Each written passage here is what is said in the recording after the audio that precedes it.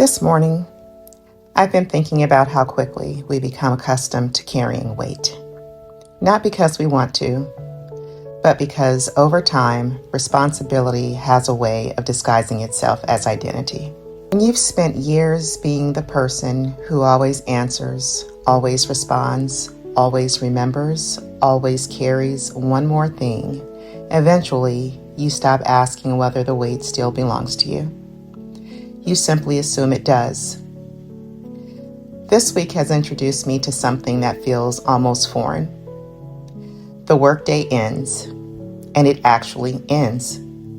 The systems shut down, the emails disappear, the phone becomes quiet.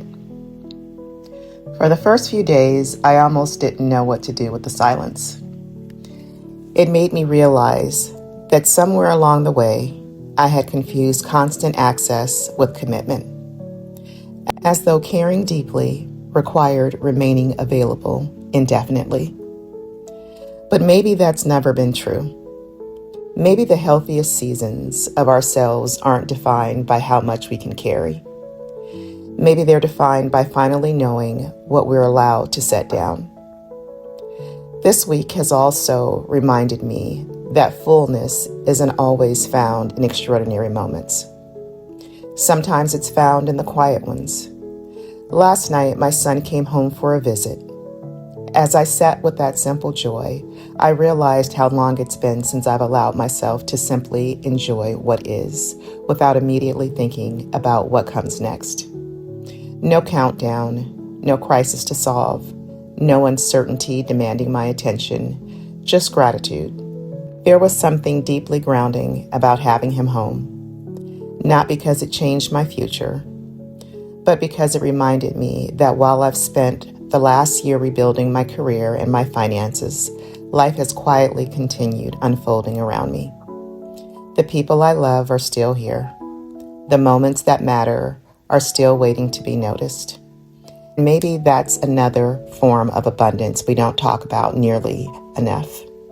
Maybe this season was never just about employment. Maybe it was about restoration, about creating space for the parts of me that survival never had time to nurture. The creator, the mother, the woman who enjoys quiet evenings, the woman with dreams that extend beyond a profession, the woman who is still becoming. For so many years, I believed a meaningful life was something you built after the workday was done.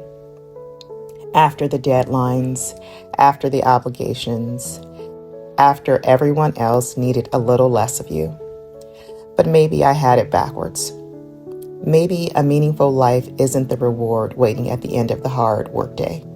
Maybe it's the very thing we're meant to build. We're meant to be building alongside it. I've spent the last year trusting a path I couldn't fully see. Some days that trust came easily. Other days it was all I had. And now, just 1 week into this new season, I'm beginning to understand that clarity rarely arrives all at once. It reveals itself quietly, almost gently, until one day you notice you're no longer bracing for what's next. You're simply living. There is still so much ahead that I don't know. But for the first time in a long time, I don't need every answer before taking the next step. This morning, I'm realizing that restoration isn't returning to who I used to be. It's finally making room for who I've been becoming all along. I think that's what this season has been trying to teach me. Not simply how to work differently, but how to live differently. To believe that purpose and peace can exist together, that boundaries don't diminish compassion, that rest isn't something I have to earn, and that a meaningful life isn't waiting somewhere in the future after I've accomplished enough.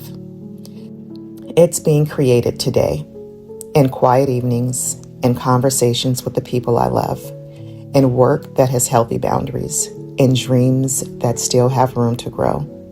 Because maybe, just maybe, the greatest gift this season has given me isn't the work itself. It's discovering the life that was waiting beneath the survival.